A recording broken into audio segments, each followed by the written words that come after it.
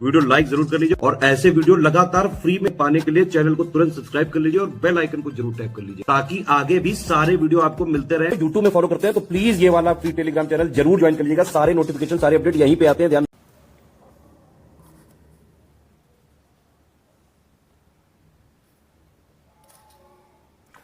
नमस्कार साथियों, स्वागत है आप सभी का स्टेट पीसीएस प्रिपरेशन पे।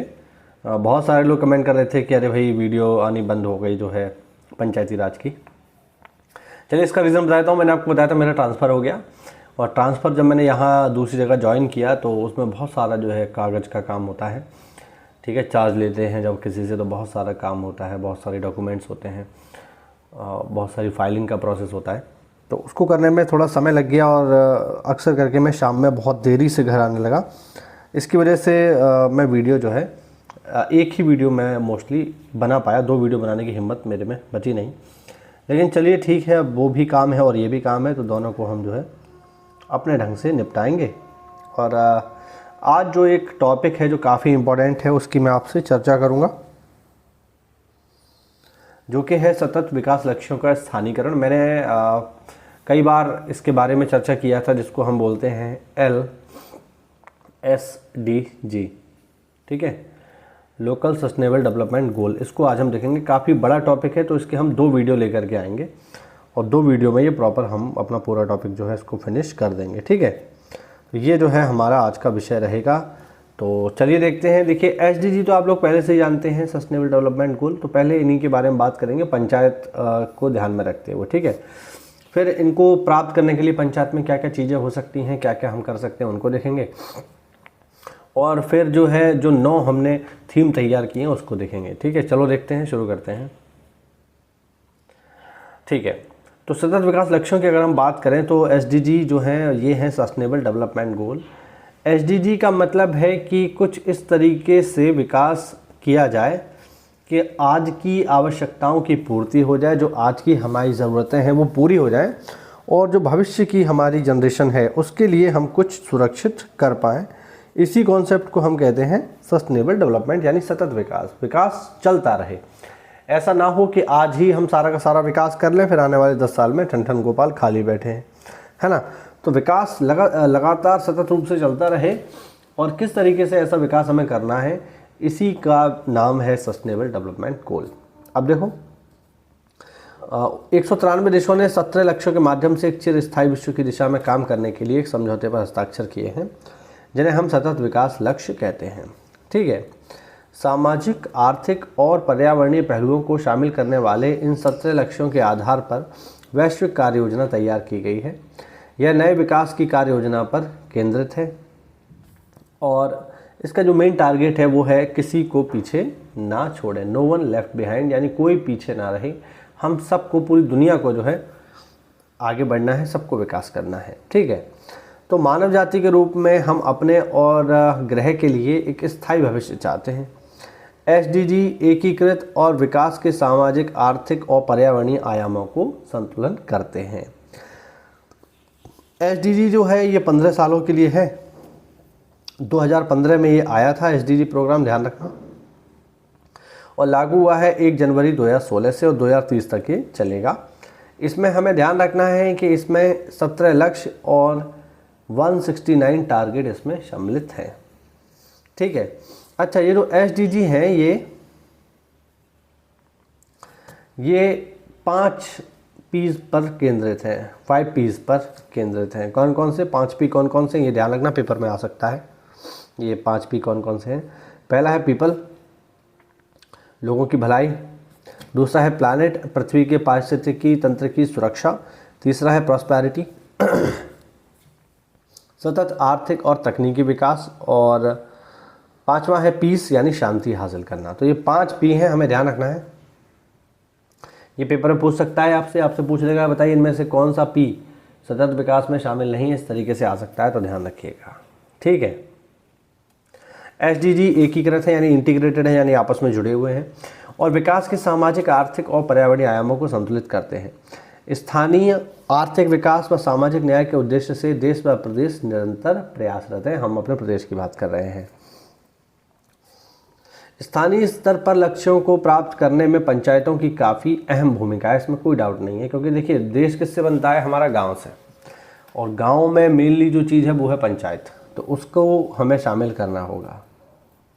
और सभी सतत विकास लक्ष्यों को ग्राम पंचायतें विभिन्न गतिविधियों के माध्यम से प्राप्त कर सकती हैं, तो पंचायतों को इन्वॉल्व करना इसमें बेहद ही ज़रूरी है। सतत विकास लक्ष्यों के अंतर्गत उन्हीं लक्ष्यों को शामिल किया गया है जो ग्रामीण क्षेत्रों के लिए उपयुक्त एवं लाभकारी हैं। लक्ष्यों की प्राप्ति हेतु पंचायत स्तर पर की जाने वाली गतिविधियां निम्न हैं। अब हम एक एक करके इनको देखते हैं। पहला हमारा लक्ष्य है सभी जगह गरीबी एवं उसके रूपों का अंत करना। जो पहला हमारा लक्ष्य है एसडीजी में, जो पहला है वो है क्या, वो है गरीबी दूर करना, यानी नो पॉवर्टी। ये हमारा पहला इसका टारगेट है। ठीक, अब इसके लिए पंचायत स्तर पर, अब गरीबी तो आप लोग जानते हैं, है ना, गरीबी क्या होती है बेसिकली। अब गरीबी की देखिए वैसे तो बहुत सारी परिभाषाएं हैं, है ना, आप लोगों ने इकोनॉमिक्स में पढ़ा भी होगा। सापेक्ष गरीबी होती है, निरपेक्ष गरीबी होती है। नॉर्मल अगर हम देखें कि कोई आदमी जो अपनी आवश्यकताओं को पूरा नहीं कर पा रहा, दैनिक आवश्यकताओं को, ना, वो गरीब होता है। तो गरीबी हमें हटानी है। अब इसके लिए हम पंचायत स्तर पर क्या कर सकते हैं वो देखो। ग्राम पंचायत विकास योजना निर्माण की प्रक्रिया के दौरान, यानी ये बात हो रही है किसकी, ये बात हो रही है जीपीडीपी की। याद आया आपको, हमने पिछले लेक्चर्स में देखा था। आवश्यकताओं का आकलन करना कि हमारी क्या आवश्यकताएं हैं। सामाजिक सेवाओं के प्रति समुदाय को जागरूक करना, यानी जो हमारा गांव का समुदाय है। भाई ठोका पीटी चल रही है, पड़ोसी घर में आवाज़ आ रही है, आपको भी है ना। हाँ, स्वयं सहायता समूहों का निर्माण करना, लोगों को जागरूक करेंगे और हम क्या बनाएंगे, एसएसजीज बनाएंगे, सेल्फ सर्विस ग्रुप इन्हें कहा जाता है। एवं समूह सदस्यों को जीपीडीपी प्रक्रिया में सक्रिय भागीदारी कराना। ठीक है, ये हम कर सकते हैं। इसके अलावा आशा, आंगनबाड़ी एवं रोजगार सेवक की ग्राम सभा की बैठक में प्रतिभागिता सुनिश्चित करना। ठीक है, देखिए ग्राम सभा की मीटिंग बहुत ही ज़रूरी है। ग्राम सभा ही अपने आप में बहुत ज़रूरी है, और ग्राम सभा की मीटिंग में पूरा लगभग गांव ही शामिल हो जाता है। 18 साल का हर व्यक्ति शामिल होता है जिसका नाम है पंचायत लिस्ट में इलेक्शन की। तो इन सभी से मिलाकर ग्राम सभा बनेगी और इन सबको हमें इसमें शामिल कराना है। ठीक, तो ये हम गरीबी दूर करने के लिए कर सकते हैं। अब इससे गरीबी दूर कैसे होगी, देखो, सामाजिक सेवाओं के प्रति लोगों को जागरूक करेंगे तो उन्हें पता लगेगा सरकार हमारे लिए क्या क्या योजना चला रही है। दूसरा, जब हम एसएसजीज बना देंगे तो वो कुछ काम भी तो करेंगे, काम करेंगी तो उन्हें पैसा मिलेगा। काम करने के लिए बैंक उन्हें लोन देता है, एसएसजी को लोन मिलता है। ठीक है ना, तो ये सारे तरीके हैं जिससे गांव स्तर पर गरीबी दूर की जा सकती है। दूसरी है जीरो हंगर, यानी भूखमरी समाप्त करना, खाद्य सुरक्षा एवं बेहतर पोषण हासिल करना तथा सतत कृषि को बढ़ावा देना। सस्टेनेबल एग्रीकल्चर हमें करना है। ठीक है, कृषि ऐसी नहीं करनी है कि खेत में जो है धुआंधार जो है हम केमिकल खाद फर्टिलाइज़र दे दवाई साला पूरा खेती धुआं कर दिया, सब कीड़े मार डाले, सब सब्जी जहर बना दी और उससे खा के खुद भी मर गए। तो ये सब नहीं करना है, सतत कृषि करनी है ना। अब देखो VHND दिवसों का आयोजन एवं दिवसों पर आवश्यक व्यवस्थाओं को सुनिश्चित करना। ठीक है, अब ये VHND क्या होता है जान लो। VHND इसका फुल फॉर्म आपसे पेपर में पूछ सकता है। VHND का फुल फॉर्म होता है village health and nutrition day. फिर से रिपीट करता हूँ, नोट कर लेना, इंपॉर्टेंट पेपर में आ सकता है। Village health and nutrition day VHND इसे कहा जाता है। तो हम क्या करेंगे, हम VHND दिवसों का आयोजन कर सकते हैं। ठीक है, और इसके माध्यम से जो है हम गांव की जो हेल्थ है उसको एक तरीके से हम चेक कर सकते हैं कि किस तरीके से गांव में लोगों की हेल्थ का स्तर क्या है, कहीं कोई जो है कुपोषित तो नहीं है, किसी में एनीमिया तो नहीं है। ये सारी चीज़ें हम कर सकते हैं। समुदाय को पोषण संबंधी जागरूकता करने हेतु विभिन्न कार्यक्रमों का आयोजन, है ना। कार्यक्रम दो तरीके के, कम लागत एवं बिना लागत के कार्यक्रम, जैसे बैठक, व्यक्तिगत संपर्क, रैली, दीवार लेखन। अब ये कम लागत या बिना लागत के कार्यक्रम क्या क्या होते हैं वो मैं आपको आगे बताऊंगा, टेंशन मत लो। ठीक है,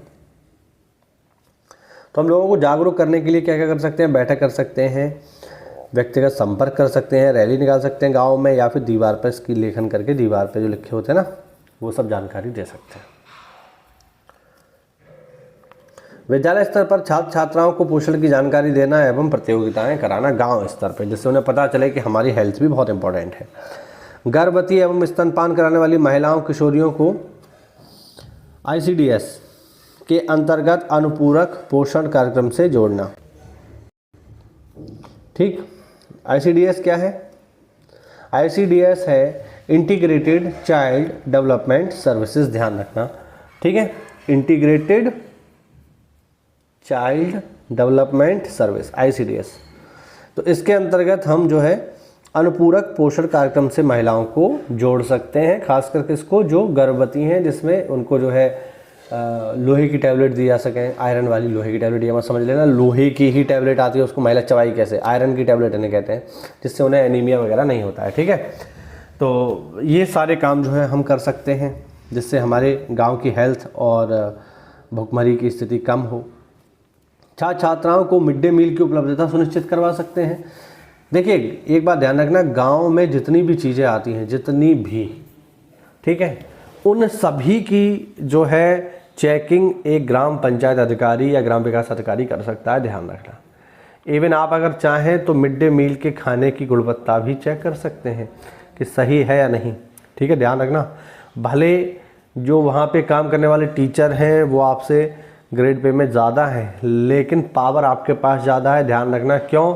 क्योंकि वो गांव की सीमा के भीतर है, और गांव की सीमा के भीतर कोई भी चीज़ आएगी तो आप गांव के सचिव हैं, आपकी ये जिम्मेदारी है कि आप सभी समस्त सरकारी जो चीज़ें चल रही हैं गांव की सीमा में, उनका देखभाल या उनका निरीक्षण कर सके। तो आप मिड डे मील के खाने की जो गुणवत्ता है उसको भी चेक कर सकते हैं, जिससे लोगों को, बच्चों को अच्छा खाना मिले।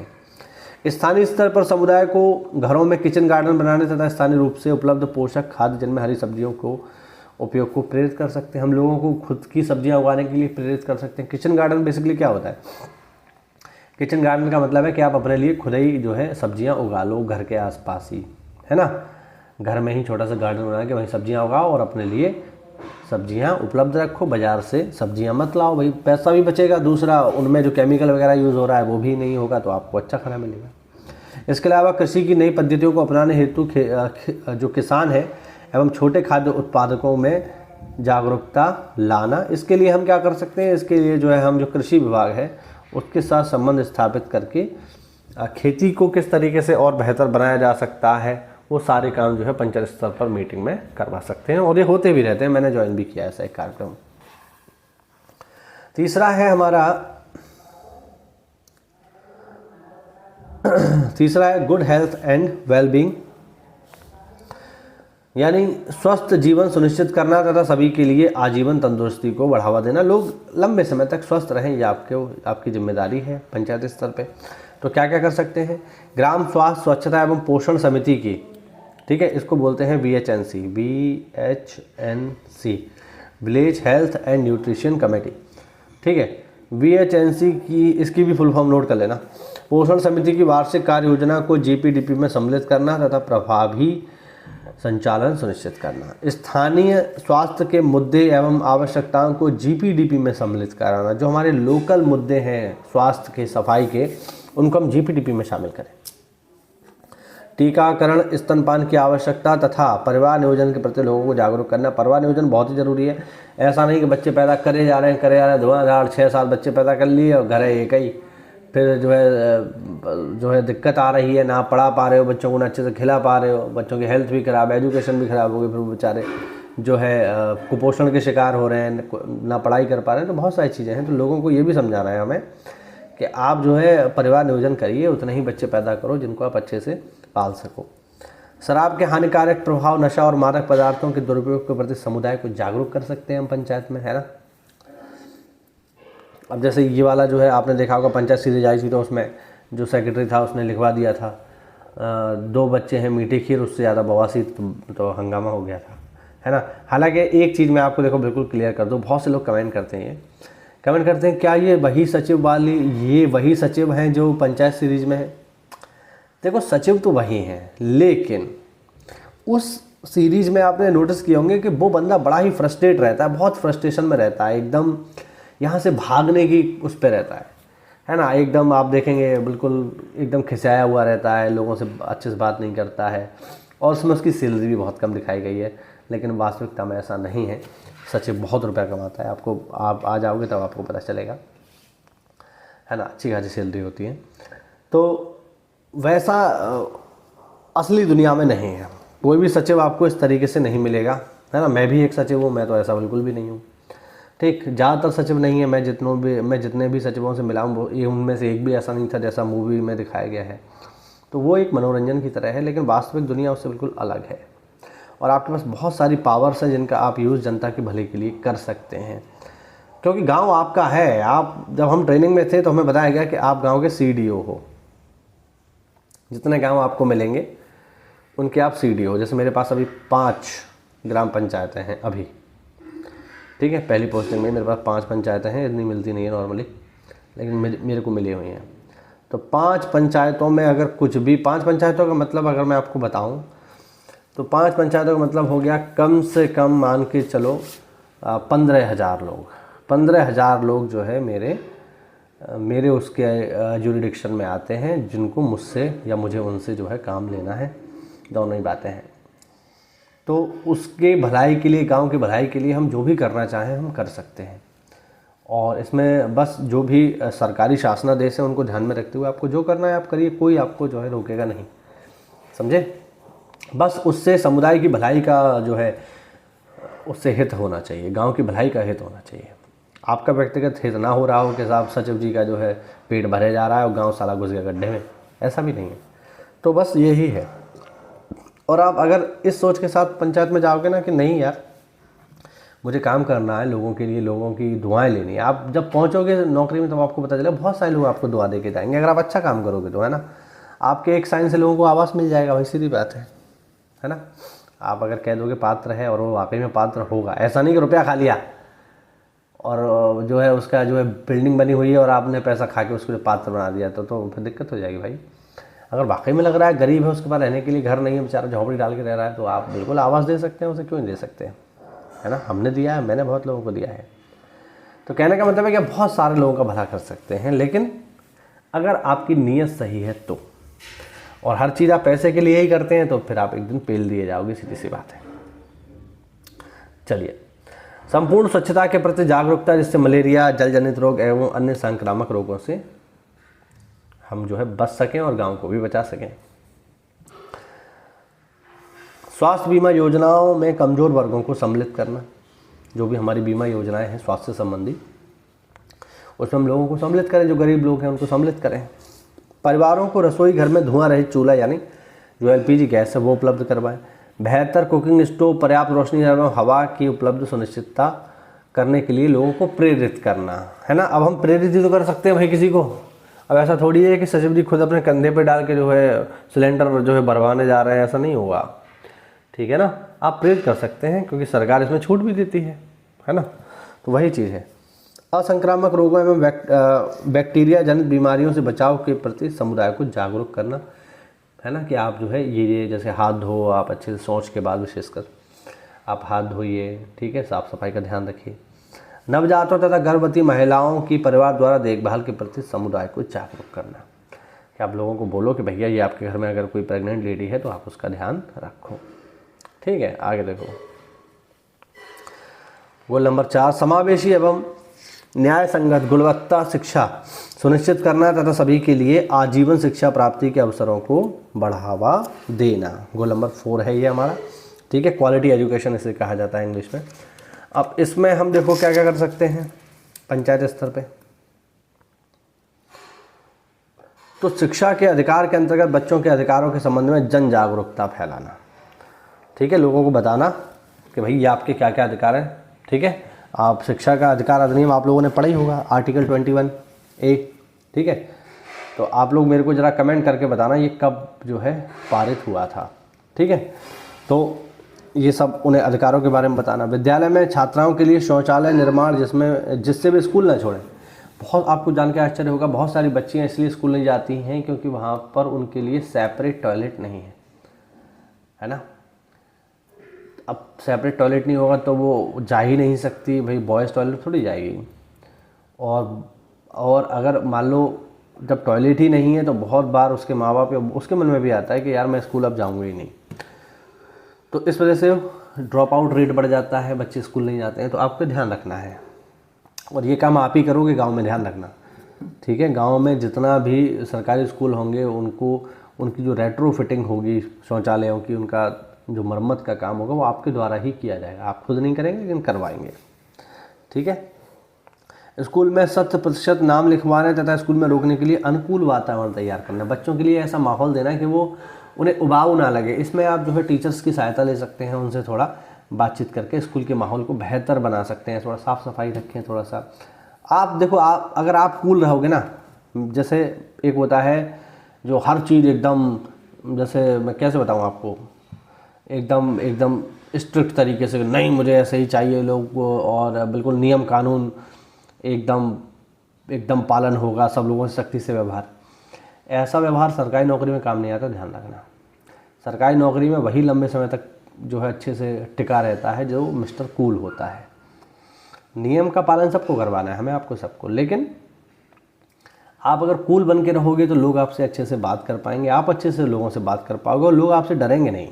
मुझे तो समझ में नहीं आता कि सरकारी अधिकारी कर्मचारी लोगों को डराना क्यों चाहते हैं। मेरे अंदर बिल्कुल ऐसा नहीं, मैं किसी को डराना नहीं चाहता भाई, और आप भी किसी को मत डराइए भाई, क्यों डराना किसी को, है ना। हमारा काम है लोगों को उनके अधिकारों की सुनिश्चित, मतलब लोगों के अधिकारों तक उनकी पहुंच सुनिश्चित करना। तो आप अगर लोगों को अच्छे से समझाओगे, प्यार से बात करोगे तो बहुत सारे काम आपके ऐसे हो जाएंगे, और आपकी सबसे बड़ी चीज़ शिकायत नहीं होगी। कल को अधिकारी कोई गाँव में आएगा, पूछेगा साहब आपके सचिव जी कैसे हैं, तो पूरा गाँव तारीफ करेगा। और तुम हरामपन दिखाओगे तो लोग शिकायत करने में पीछे नहीं हटते हैं। ध्यान रखना, गांव का आदमी सबसे पहले शिकायत करता है, वो ये नहीं देखता है कि डीएम है, एसडीएम है, मुख्यमंत्री है। वो कह देगा साहब बहुत बुरे हैं जी, तो हमसे सही से बात ना करते हैं, समझे। तो इस पर आपके ऊपर जो है एडवर्स एंट्री हो सकती है, प्रतिकूल प्रविष्टि आपके ऊपर आ सकती है। तो ये बस आपको अपना अनुभव मैं बता रहा हूँ, ठीक है। इसके अलावा बच्चों के लिए, महिलाओं के लिए, छात्राओं के लिए पंचायत सचिवालय में पुस्तकालय आप बना सकते हैं, आप चाहें तो बिल्कुल। इसके लिए सरकार आपको बिल्कुल फंड देगी, ठीक है। स्कूल में आप स्कूल में बना लो, स्कूल में नहीं बना पा रहे तो पंचायत भवन में बना लो। शिक्षा गुणवत्ता सुनिश्चित करने हेतु स्कूल प्रबंधन समिति, ठीक है ना, एवं ग्राम पंचायत की शिक्षा समिति को सक्रिय करना। छात्र छात्राओं को छात्रवृत्ति, यूनिफॉर्म तथा पाठ्य पुस्तक आदि उपलब्ध करवाना। विद्यालय में शिक्षकों की उपस्थिति संबंधी ग्राम पंचायत स्तर से प्रयास करना। जीपीडीपी निर्माण प्रक्रिया के दौरान ग्राम सभा की बैठक में शिक्षक, आंगनवाड़ी, आशा, साक्षरता कार्यकर्ता, आईसीडीएस सुपरवाइजर एवं अन्य विभागों के अधिकारियों की उपस्थिति सुनिश्चित करवाना, जिससे जीपीडीपी आपकी बेहतर बन सके। आगे गोल नंबर 5, लैंगिक समानता हासिल करना तथा महिलाओं तथा बालिकाओं का सशक्तिकरण करना। जेंडर इक्वलिटी बेसिकली इसको हम कहते हैं। अब जेंडर इक्वलिटी के लिए हम पंचायत पे क्या कर सकते हैं, तो बेटी बचाओ बेटी पढ़ाओ योजना का सफलतापूर्वक क्रियान्वयन आप अपने स्तर पे करवा सकते हैं। लैंगिक भेदभाव के विरुद्ध जन जागरूकता अभियान चला सकते हैं, लोगों को समझा सकते हैं कि बेटा बेटी एक समान, आप इनमें भेद मत करो।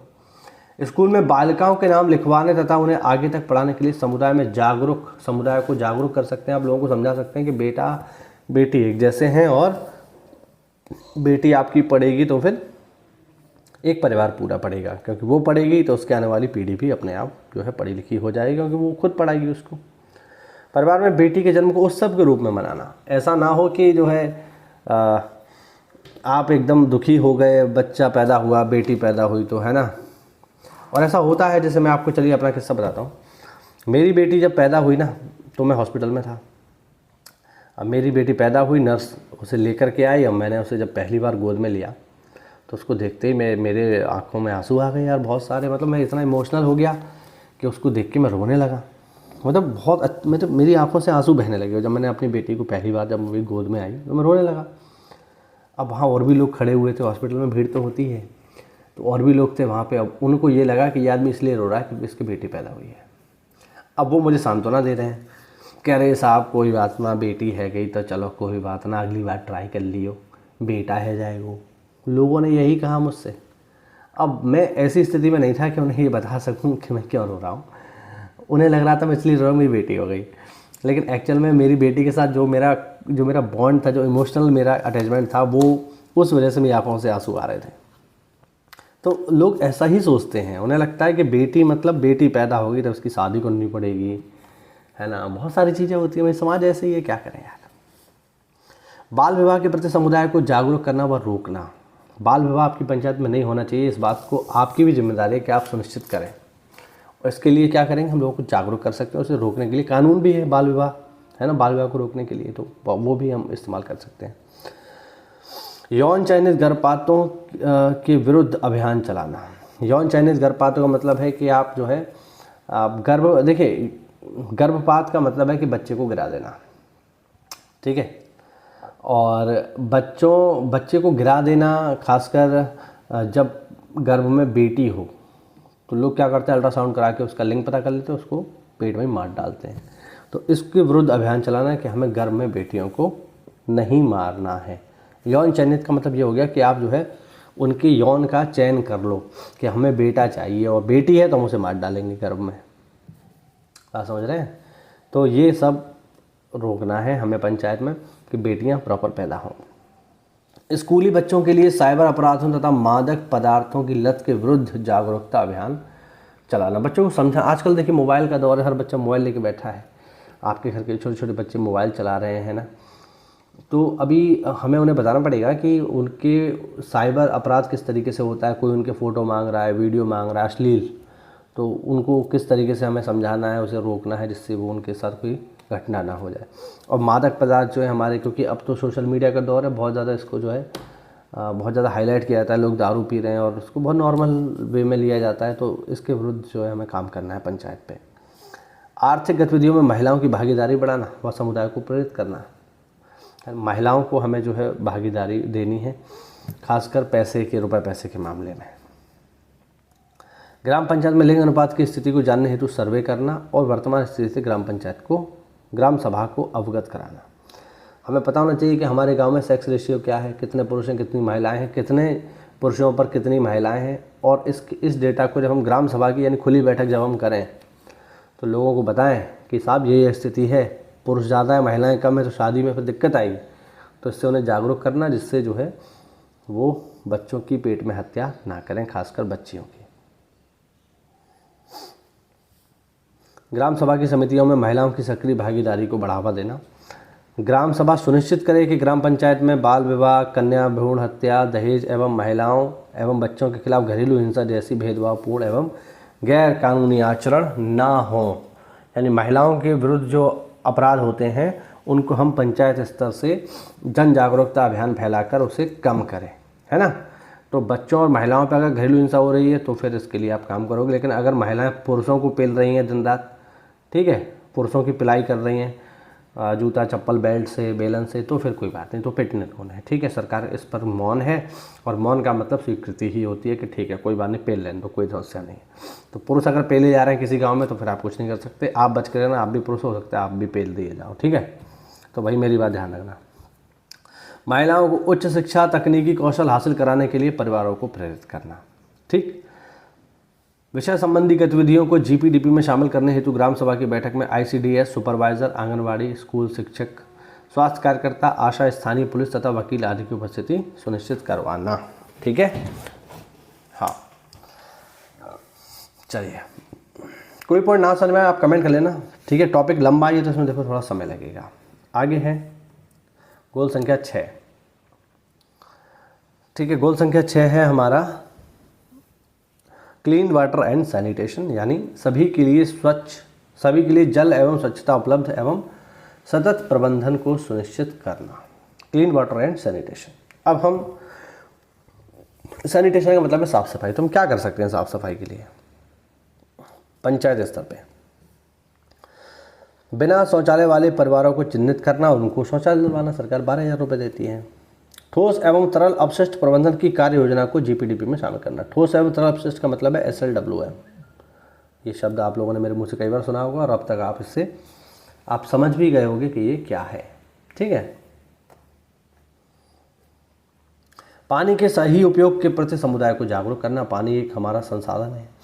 जीपीडीपी में जल एवं स्वच्छता संबंधी मुद्दों को शामिल करना, उनकी गतिविधियों को शामिल करना। उपयुक्त फसल खेती की पद्धतियों के चयन द्वारा पानी के सही उपयोग के प्रति समुदाय को प्रेरित करना कि भैया आप वैज्ञानिक तरीके से खेती करो तो आपको ज़्यादा लाभ होगा। पर्यावरण सुरक्षा एवं बृहद वृक्षारोपण के प्रति समुदाय को प्रेरित करना। शौचालयों का निर्माण, उपयोग तथा प्रबंधन सुनिश्चित करना। जल निकायों की सुरक्षा एवं गुणवत्ता बनाए रखने के प्रति कार्य करना। उपयुक्त सिंचाई की पद्धतियों के उपयोग के प्रति समुदाय को प्रेरित करना। सभी घर परिवारों तथा संस्थाओं को शौचालय के प्रयोग के लिए प्रेरित करना। ठीक है, ये जरूरी चीज़ है कि लोग, हर घर में देखिए शौचालय होगा तो गांव में सैनिटेशन अपने आप बढ़ जाएगा। अच्छा गांव वो कहलाएगा जहां पर खुले में शौच नहीं होता है। आगे है गोल नंबर 7, सभी के लिए किफ़ायती, भरोसेमंद, सतत एवं आधुनिक ऊर्जा की उपलब्धता सुनिश्चित करवाना। ठीक है ना। तो ये है हमारा गोल नंबर 7। अब इसके लिए हम क्या क्या कर सकते हैं? तो सार्वजनिक भवनों में बिजली कनेक्शन। सार्वजनिक भवन का मतलब होता है सरकारी बिल्डिंग, तो उसमें बिजली कनेक्शन करवाएं। और घर परिवारों, स्कूल तथा आंगनबाड़ियों में जैव ईंधन प्रणालियों का निर्माण एवं उपयोग हेतु समुदाय को प्रेरित करना, जैसे गोबर गैस, सोलर प्लांट। अब हमारे यहाँ विंड एनर्जी का इतना नहीं है, वरना इसको भी यूज़ हम कर सकते हैं। ऊर्जा संरक्षण के उपाय जैसे एलईडी बल्ब है, ठीक है, 5 स्टार रेटिंग वाले अब तो उपकरण आते हैं, ठीक, उनको अपनाने के लिए लोगों को प्रेरित करना और बताना कि भैया अच्छी क्वालिटी का आप सामान लो जिससे बिजली कम खर्च हो। ठीक, तो ये सारे काम हम कर सकते हैं। सही है। एक सेकंड, इसमें मुझे लग रहा है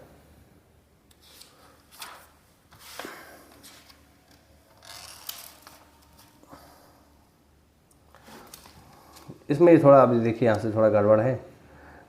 ठीक है, ये आपका 7 के बाद सीधे 13 आ गया। चलिए इसको मैं देखता हूँ, तो मुझे लगता है चलिए ठीक है, अभी आधे घंटे का वीडियो हो गया। अभी आप इतना देखो, तब तक मैं इसको जो है करेक्ट करके आगे वीडियो और बनाता हूँ। सही है, और अच्छे से आप तैयारी करते रहो। ठीक, मेहनत करो, तैयारी करो, चिंता वाली कोई बात नहीं है। हम अच्छे से इस पूरे टॉपिक को कवर कर लेंगे और लोकल एसडीजी को हम अच्छे से समझ लेंगे। चिंता वाली कोई बात नहीं, मेहनत करते रहो, तैयारी करते रहो। होली की छुट्टी में भी लगातार आपको क्लासेस मिलती रहेंगी, बस आप पढ़ाई करो, मेहनत करो। और मैं सोच रहा हूँ कि जल्दी ही जो है आपके लिए एक प्रैक्टिस सेट छोटा सा, है ना, ज़्यादा नहीं, 10, 15, 20 क्वेश्चन का एक मैं आपको लगवा देता हूँ, जिससे आपको पता चले कि आपकी तैयारी कैसी है। और एक आपसे रिक्वेस्ट है यार, जल्दी से इसके 10,000 सब्सक्राइबर करवा दो। कुछ ही 200-300 कम रह गए, तो करवा दो यार। ठीक है, होली की हो जाए तो सही है, मतलब अच्छा लगेगा, है ना। होगा तो खैर कुछ नहीं उससे, बट अच्छा लगेगा। तो बढ़िया मेहनत करो, तैयारी करो, और कोई भी डाउट जैसे हो, ना समझ में आ रहा हो, आप कमेंट करो, मैं प्रॉपर उसका आंसर कर दूंगा। ठीक है, चलिए मिलते हैं अगली क्लास में। तब तक के लिए जय हिंद, जय भारत, वंदे मातरम। साथियों, यूपीएससी की बीपीओ परीक्षा का एग्ज़ाम 27 अप्रैल को होने वाला है, तो इसके लिए स्पेशल बैच लॉन्च कर दिया है स्टडी फॉर सिविल सर्विसेज में। इसमें आपको बहुत ही कम समय में और बहुत ही कम पैसे में आपको कंप्लीट तैयारी करवा दी जाएगी, पूरी की पूरी। यहाँ पर आप देख सकते हो, मेंस का कंप्लीट स्टडी मटेरियल बैच आपको मिल जाएगा केवल 800 रुपये में, जिसमें आपको वीपीओ के लेटेस्ट ट्रेंड और पैटर्न के अकॉर्डिंग और ऑफिशियल सिलेबस के अकॉर्डिंग सारे के सारी चीज़ें दे दी जाएंगी। बेसिकली 3 चीज़ें आती हैं इसमें, पंचायती राज आएगा, कंप्यूटर आएगा और उत्तर प्रदेश स्पेशल आएगा। तो ये तीनों की तीनों चीज़ें जो है आपको 30 दिनों के भीतर दे दी जाएंगी। और फिर जो है आपको बाकी का पूरा जो समय है वो केवल रिवीजन के लिए आपको मिलेगा। तो बहुत आसानी से आप इसमें तैयारी कर सकते हैं। आपने पहले से तैयारी कर रखी है तो आप चाहें तो केवल टेस्ट सीरीज भी ले सकते हैं। मात्र 400 रुपये में इसमें 20 फुल लेंथ टेस्ट सीरीज आपको दे दी जाएंगी, जिसमें सिलेबस के अकॉर्डिंग मोस्ट एक्सपेक्टेड क्वेश्चंस आपको लगवा दिए जाएंगे। आप चाहें तो इसके पेड क्विज भी ले सकते हैं मात्र 500 रुपये में, जिसमें आपको टेलीग्राम पर लेटेस्ट ट्रेंड और पैटर्न के अकॉर्डिंग पेड क्विज लगवा दिए जाएंगे। ठीक है, और आप पूरा का पूरा बैच लेना चाहे तो इसमें अभी आपको 200 रुपये की छूट भी मिल रही है। मात्र 1500 रुपये में आप पूरा का पूरा बैच ले सकते हैं। बैच लेने के लिए साथियों नीचे दिए गए नंबर्स पे आप कॉल कर लीजिए। धन्यवाद।